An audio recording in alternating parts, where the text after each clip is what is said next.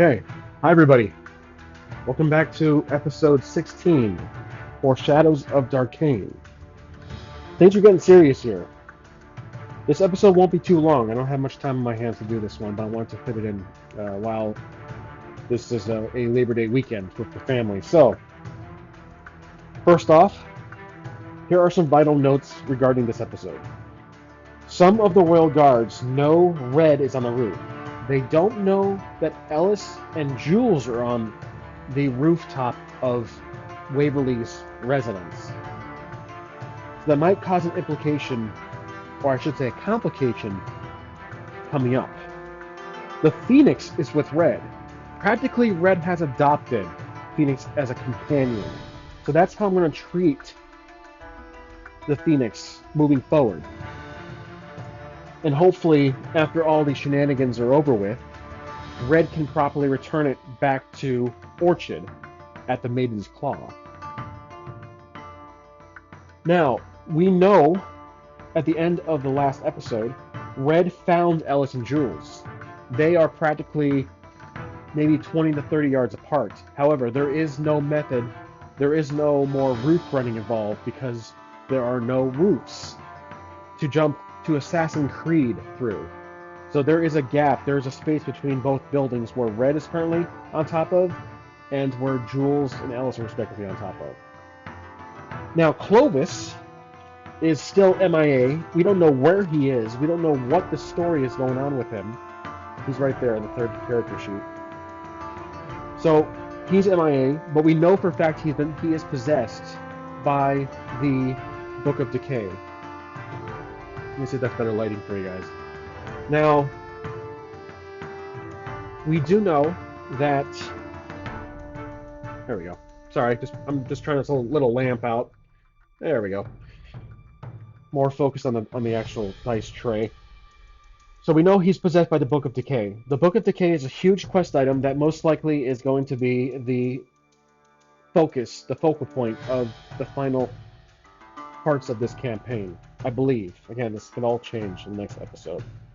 Commander Fisk is leading the search against the team. We know this. He knocked on the door of Captain Waverly's house to inquire about the location, the whereabouts.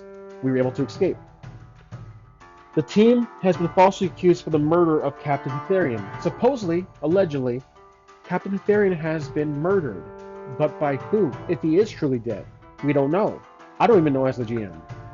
The team thinks, at the moment, well, they're just focused on escaping. They don't want to get captured. They know the Royal Guard is corrupt at this point. Where and truly who is the Waldo of this campaign? And that is Lore. Lore was a big character in the beginning. He was a big antagonist. He appeared several times. He is the self-proclaimed avatar of Darkain. However, I have something in mind for him, but I don't want to cheat too far ahead. And the cult of Darkain, where are they? They were simply a pair of 5 or so individuals in robes, led by Lore. This is becoming very, very mysterious, and it could be, well, I have a keyword, but I don't want to say it. Again, it could spoil things. I have ideas, but I don't want to see where the dice rolls on this. So, let's see how it happens here. Currently, we have 1, 2, and 4 in the market. This is Ellis, Red, and Jules is a distance away. Now, the pictures on the right, I finally got some thumbnail pictures, profile pictures for the team. Ellis is the top right, the first one, working our way down. Red is obviously the rogue-looking character below that. Clovis is the mysterious long-haired individual with the white clothes. He's MIA. The fourth one down, who looks like Orlando Bloom from Lord of the Rings, is Jules. He's our ranger. Those are the stereotypical character types that I'm using in this campaign. Those are just pictures, just to give you a reference of how they look like. Okay, let's begin. Now, the team is concerned because they are being tracked by the Royal Guard. The Royal Guard, only a handful of them know that Red is on the rooftop somewhere. They also could think, well, maybe he has already jumped off and fled the city. Most likely possible.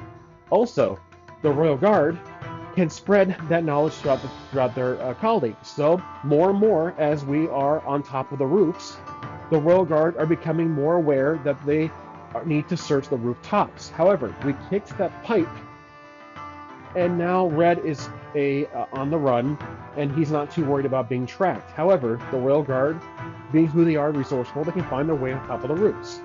That is a possibility we need to keep in mind. However, I think my focus here for this episode is going to be in the market. The market has been a key player location in this entire campaign. We've constantly been through it several times, whether it was with the merchant, or whether it's been interacting with Captain Waverly or his crew. So, I think what's going to happen next is going to be drawn by the tarot card. Okay, so this individual holding whatever that is, it looks to be an object, and there appears to be this individual. There's something behind them. I think this individual is Clovis, and I think that snake-looking creature behind him, or some kind of that line, is Darkain.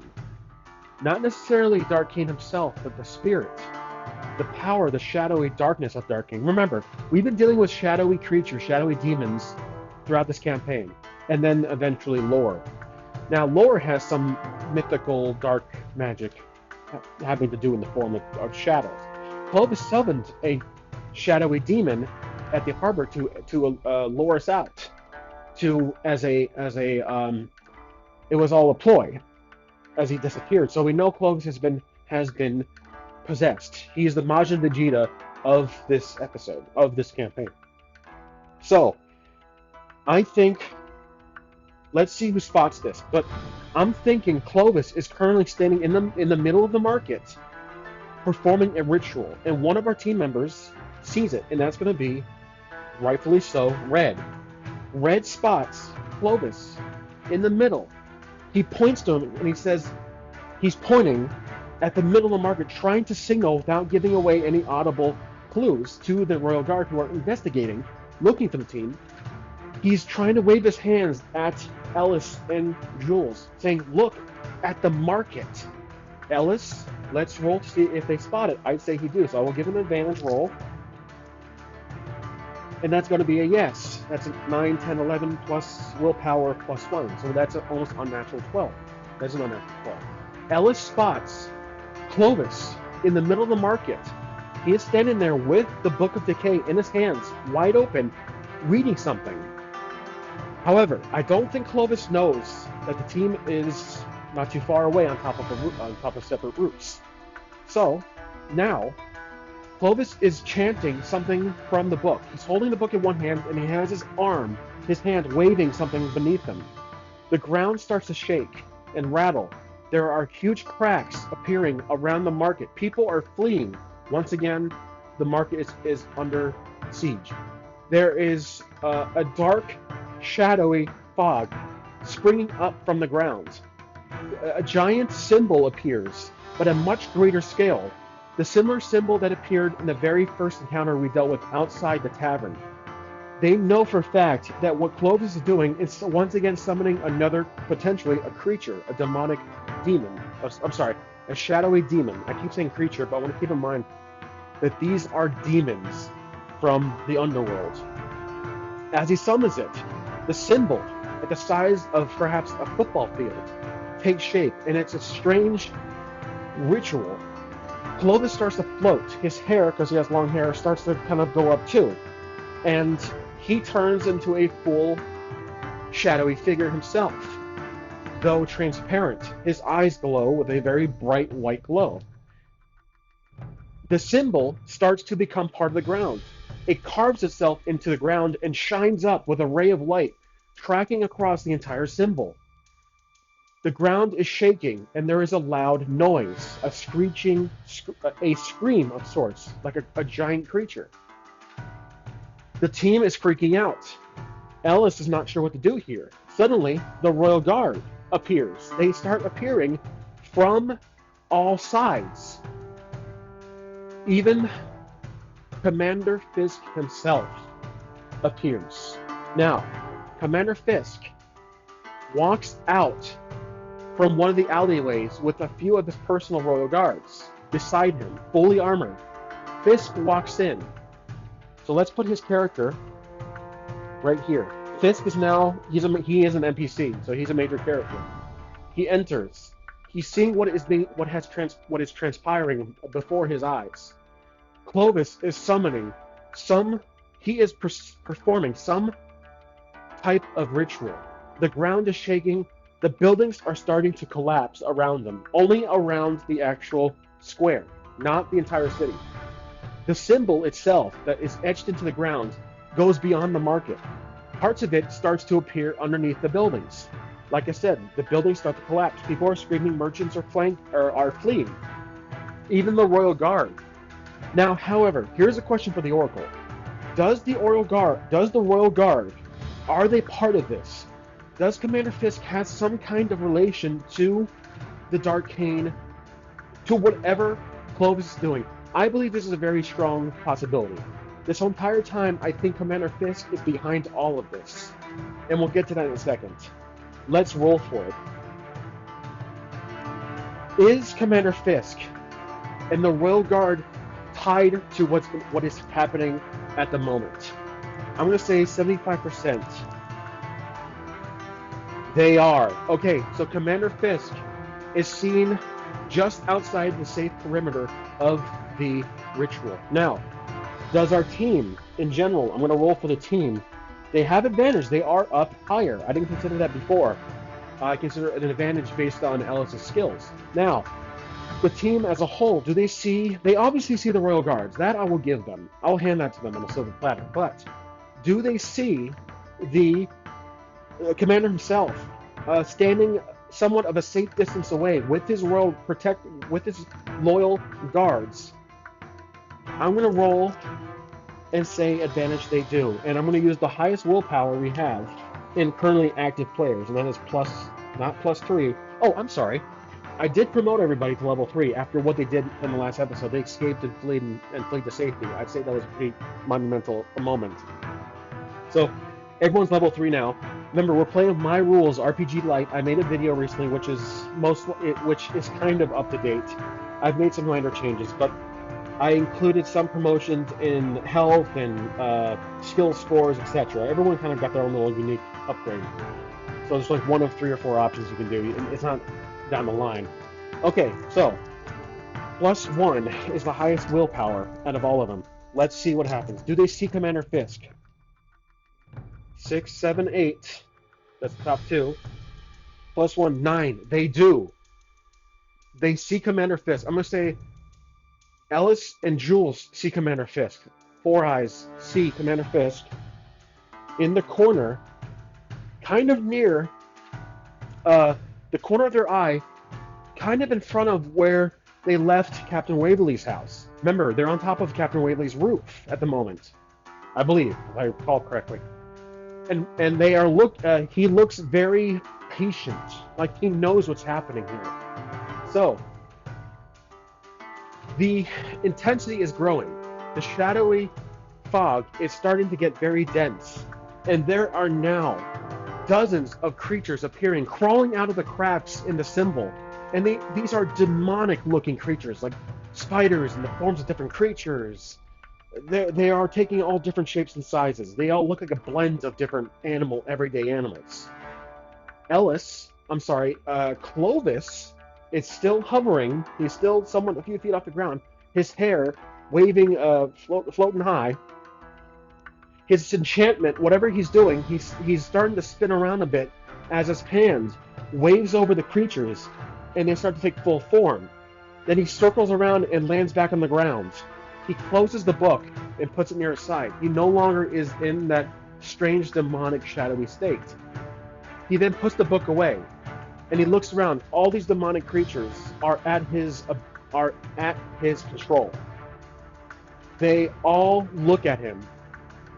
Commander Fisk takes a step forward, and he appears to be very formal. He is not intervening. So, let's draw a new card to see what happens. I'm curious what this next card will do. Now, Yep, that's what I assumed. So Ellis, I'm sorry, this is Commander Fisk.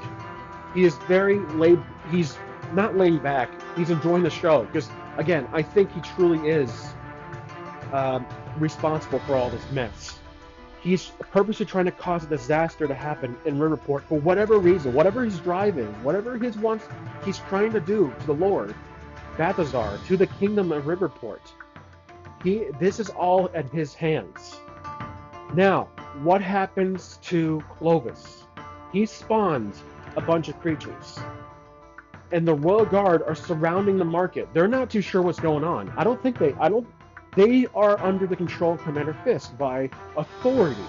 But are they at the mercy of him? Are they under some kind of brain control, mind control? I'm going to say 50-50 on this.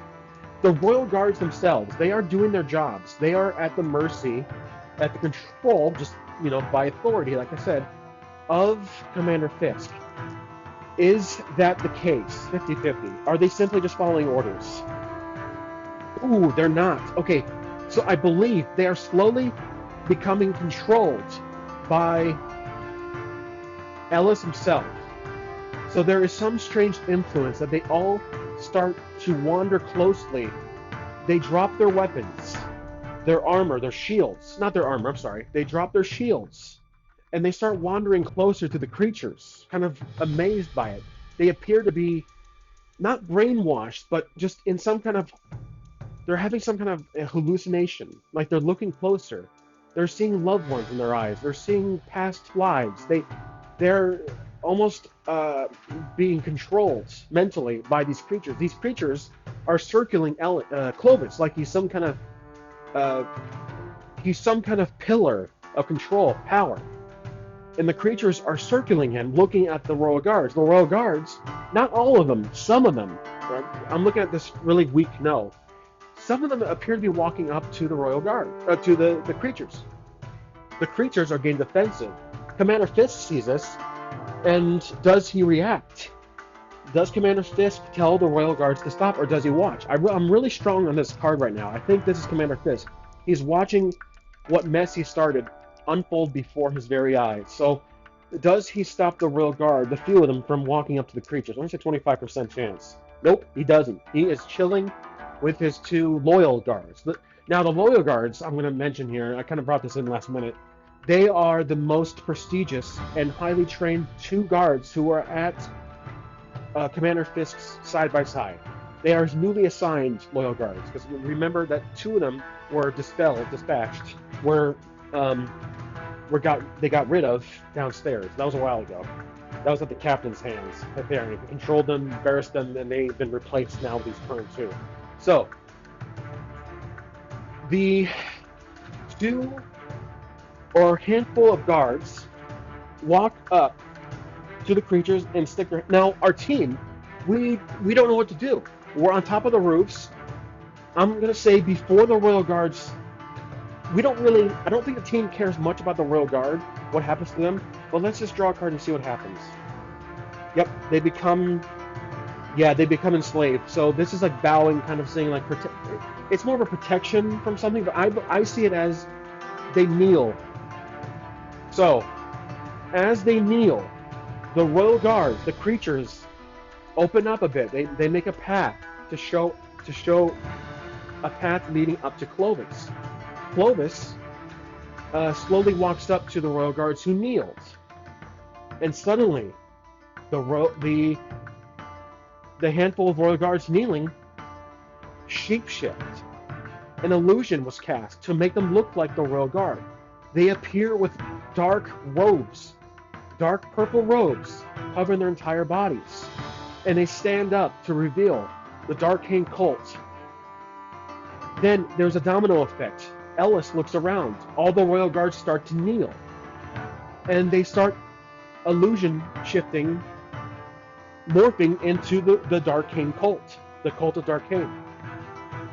All the Royal Guards at the perimeter.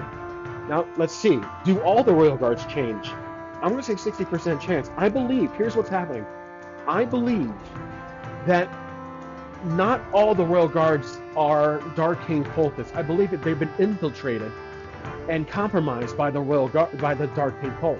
So I'm thinking maybe a third of them are still true to their honor. So 33% chance that a handful of Royal Guard members don't change. Okay, I'm right. So majority of the Royal Guard shapeshift into dozens and dozens of cultists.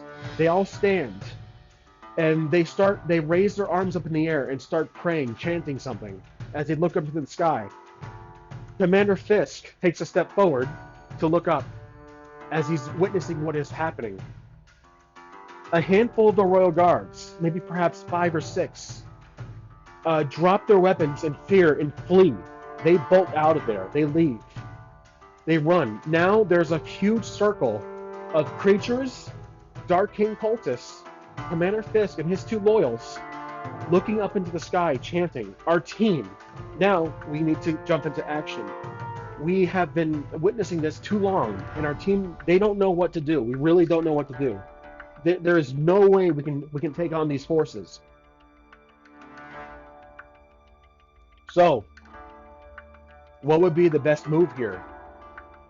Flee, plan something out in one of the hideouts of the city guard, while the city is being ravaged and destroyed, the vision that Clovis witnessed himself? Or do we attack? Now, Ellis is thinking here. He believes that most likely Clovis is the pillar of power. He is the conduit for Darkain. He's the only one that is able to wield the book. Now, is the book in sight? We know we put it away, but is it still in sight of the team? I'm going to say 25% chance. Oh, okay, it is. The book is chained from the locket to his side, and it is kind of clipped onto, let's say, Clovis's wares. Now, does Ellis or the team see this? I'm going to see more so Ellis. Let's roll for it. Can we see the book in Clovis's possession? That is a perfect critical 12. I'm giving this to him. Plus 1, that's 13. Not only does he see the book, he has a 10-foot pole. So, how to give this to him? He rolled a critical. We need to give him an extra benefit. What is the benefit? Something of pure possibility. Okay, this is interesting. So, I like this. Wisdom. Something comes to mind for Ellis. For some reason, he thought of something on the blue.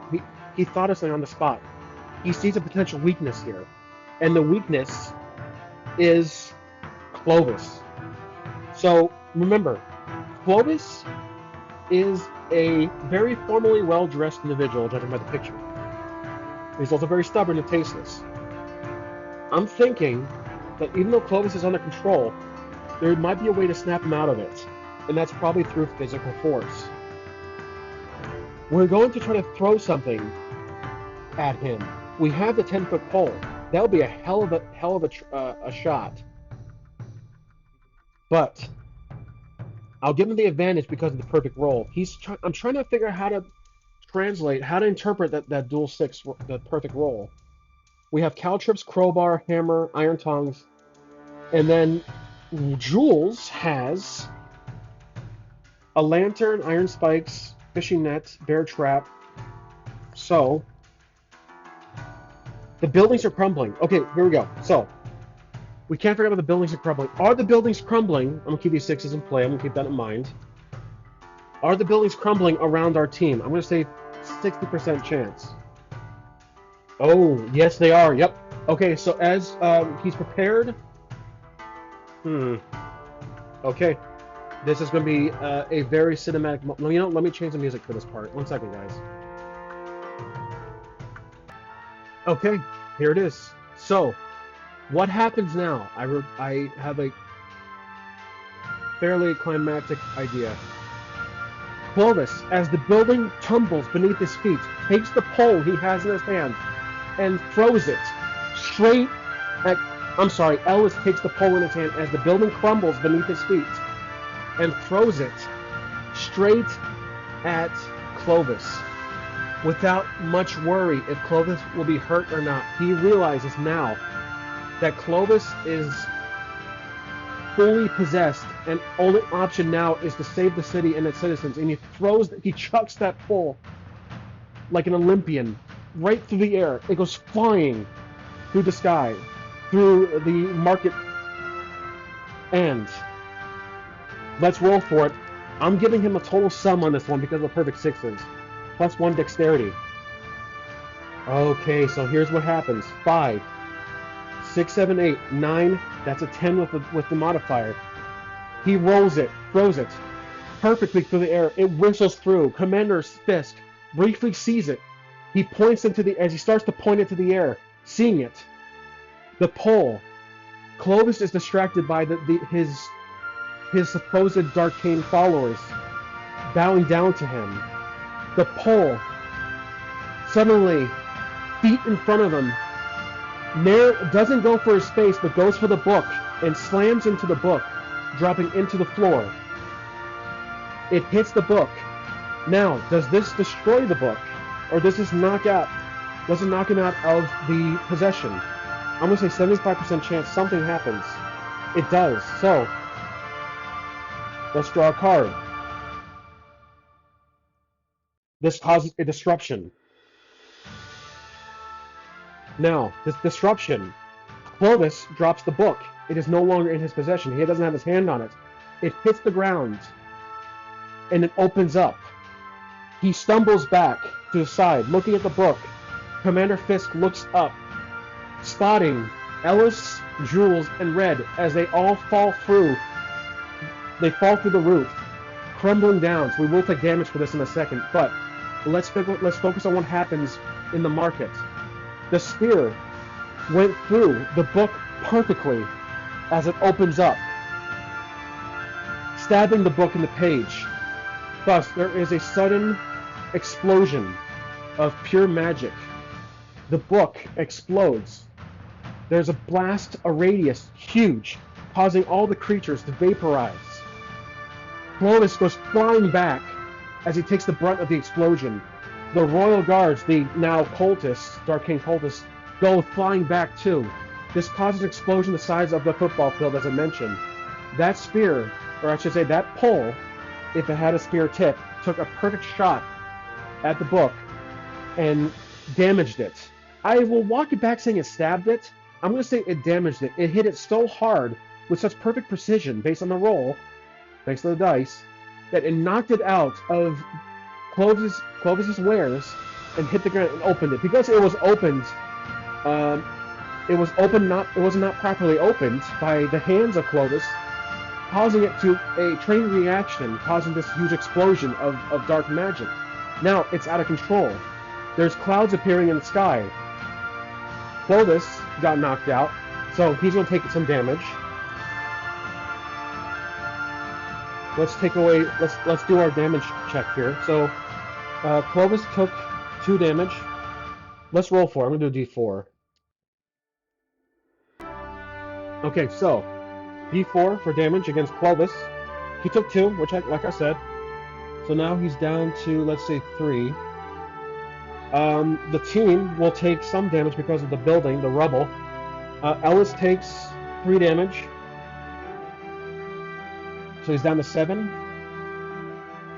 Okay. Currently, Red is at 12. He takes 1 damage. Okay, so he's the lucky one. He's down to 11. He goes to 11. Now, Jules is the last one. Whoops. Someone left the game floor. 2. Okay, so he's down to 7 out of 9. Okay, our team is covered beneath rubble, though not life-threatening. Commander Fisk, he was at a safe distance away, 60% chance. Did he take a hit from the explosion of dark magic? He did, yep. Now, Commander Fisk and his 2 loyals got pushed back too. I'd say probably several feet, not like a full-on blast like Clovis. Clovis took the most blast, but had some kind of protection protection spell on him to take on the explosion. Clovis crashed into a vendor, a merchant. Now, the team crawling out of the rubbles, disrupted by the explosion and a perfect throw. I'm gonna say the pole had like a spear on it, so I guess it was a spear, but just to make it narrative sense, it was able to. Oh, I guess whether or not it didn't really matter if it had a spear, it just knocked the book out. I retract my statement saying that it like went through the book. That would have been too perfect. That would have been a spear, and then maybe what a red would have done that, or a rogue or a ranger. But using the pole, he threw it, the power pole essentially at this point, and damaged the book. So now remember, there's still this huge twister of dark energy, screams and faces appearing in this large tornado going as high as the sky as the book is still open. Clovis starts to come to senses. He's now, is Clovis knocked out of it? Is he back to his old self? He was knocked out. Now, was he knocked unconscious? 75% chance. He was not. 94. But I'm going to say, is he back to his old self? Maybe 40% chance. Oh, he's not. Okay, so he's still under possession for some reason. He's still in control, but I'm going to say that roll, as it wasn't a strong no. He is hallucinating. He is seeing double vision. He's starting to feel like there's two identities in himself. So Clovis is currently in a weird hybrid state of control and focus. So, or like possession and focus. Now, the team, they crawl out of the rubble. Can they do so? As a team. 3, they are not. There's too much on top of them at the moment. Even plus 3 willpower, which is going to be 3, 4, 5, 6. That's a no. At the moment, they're not able to crawl out of it. Commander Fisk gets up. He is battered by what happened. He probably took a few hits. He's looking around, and he's trying to find who threw that, and he's looking for most likely Ellis, because he expects it's the team. Now, the Royal Guards fled. The actual loyal Royal Guards fled. The Darkain cultists are slowly getting up, cleaning up themselves, experiencing the majesty of Darkain's power in front of them in a huge shape of tornado. But the book is at the center of the tornado, and nobody can get close to it. Commander Fisk stands stumbling a bit, a little dizzy from what happened. He points forward and he yells to his guard, "Get the book! Get the book!" Clovis hears this. He stands up too, stumbling and cleaning himself off, walking out of the rubble of the vendor at the booth he crashed into. And he's starting to shake his head. He's starting to shake his head, trying to figure out what happened. And his double... Now we're going to roll... We're going to try to take control back. Can Clovis knock himself out of it? Plus 3 on this one. Can he come to? He can! Okay, good. 9, 10, 11, 12.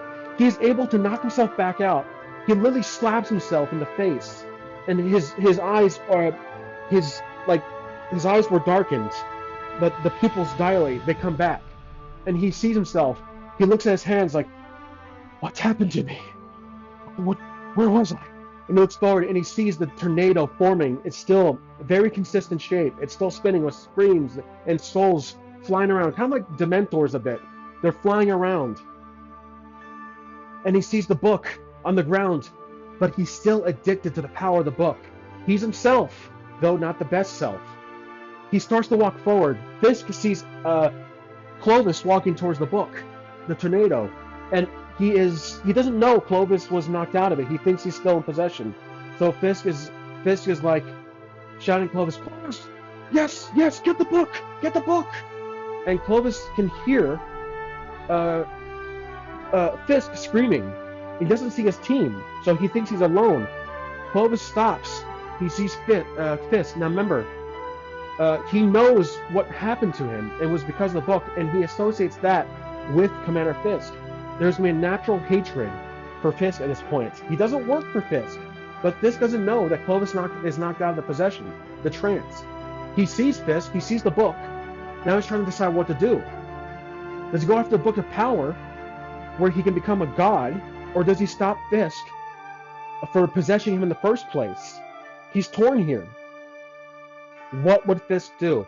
Moments later, the team eventually crawls out of the rubble. I will give them that. They crawl out of the rubble, standing up, and they see the Darkain cultists.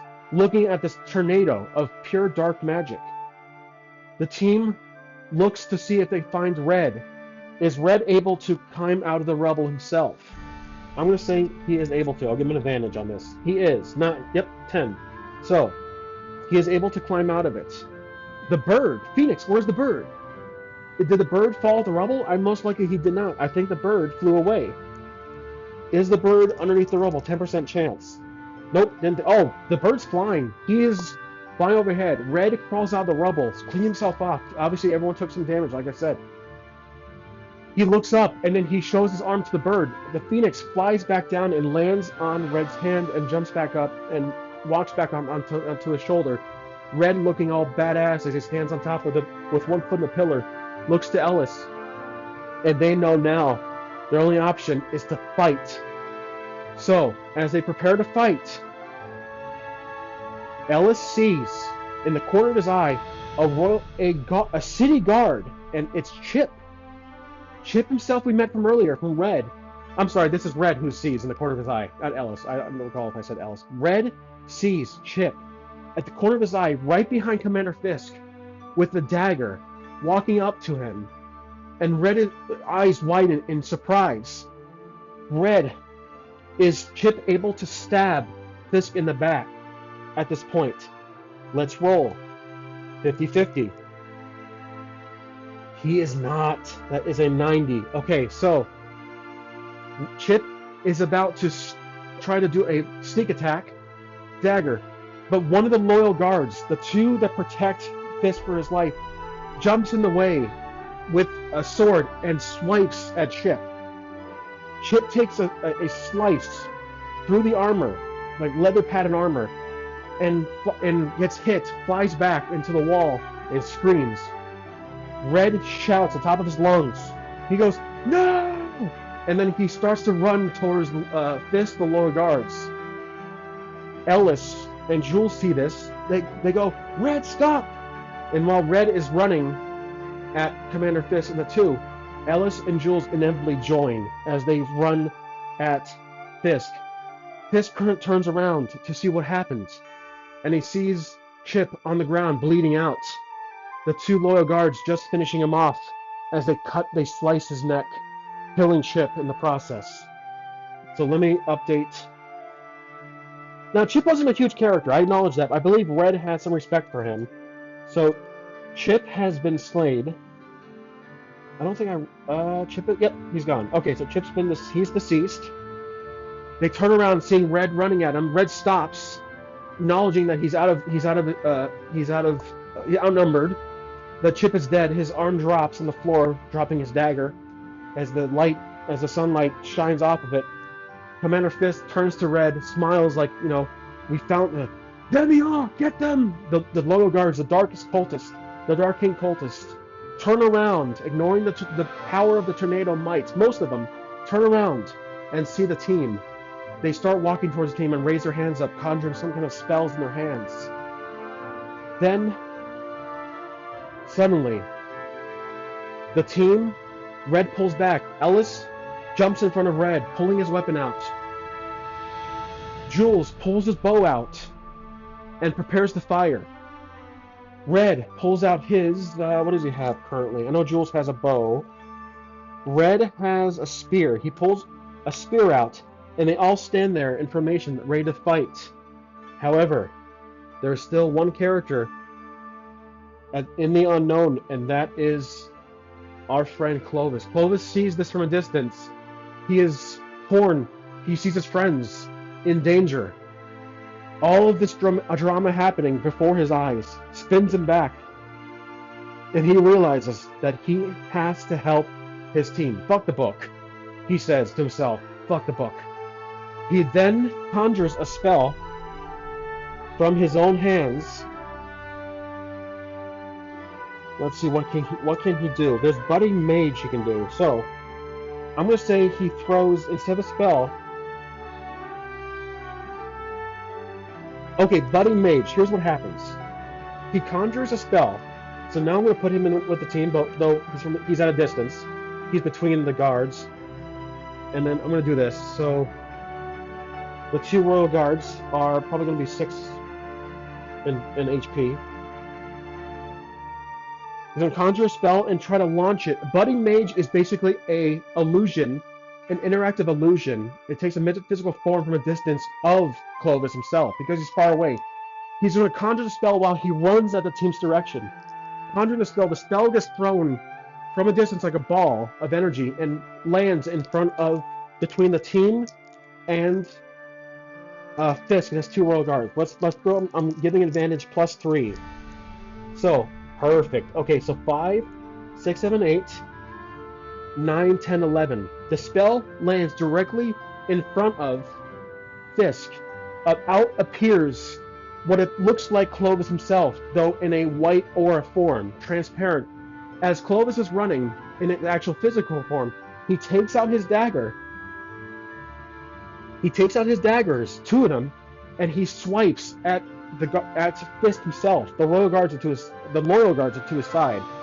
He swipes, surprised by the sudden appearance of a kind of a transparent metaphysical appearance of Clovis. He swipes, and this is the only time he can use the spell. Actually, spells, I forgot, are spell books. So he can use this right now. I'm still working on a spell book, so I'll fix that after recording. I'm kind of going by my old rules. So I'm going to erase this. There we go.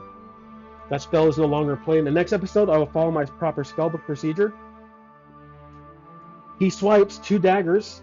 I'm going to say that, let's see. It's 2 daggers are 2d4.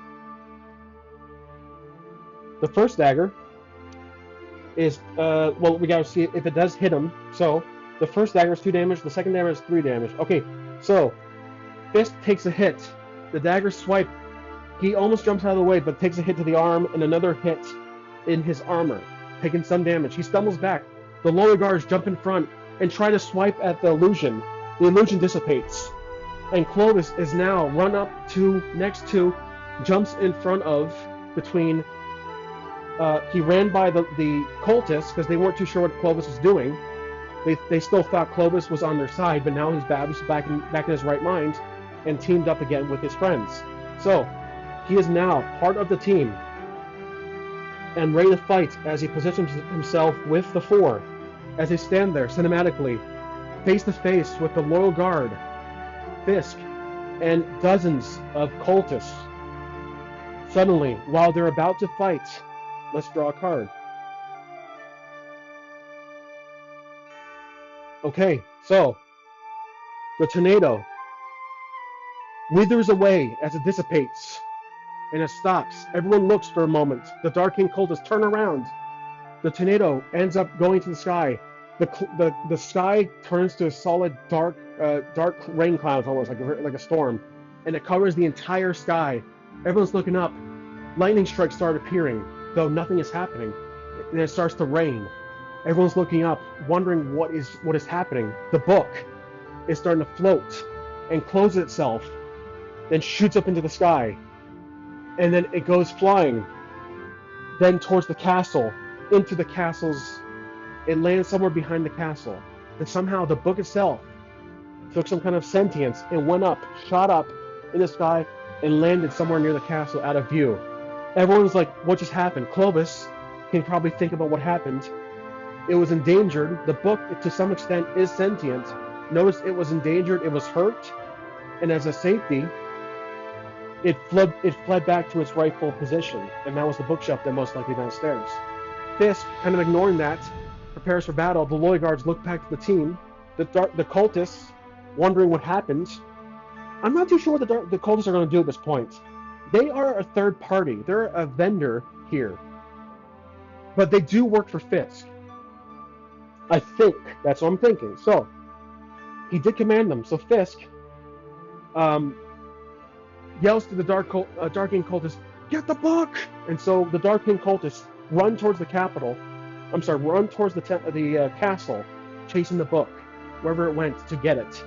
Because the book is important. It's the only tool to conjure Darkain. The sky is starting to wither away the clouds as it starts to become partly cloudy, start to part ways. And now the team is face to face with Fisk and his 2 loyal, highly trained, formidable guards. And that's where this episode will conclude. I hope you guys enjoyed. This was probably the best episode in my opinion, and my personal favorite.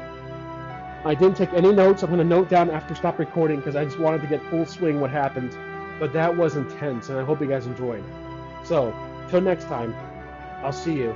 Thanks for watching.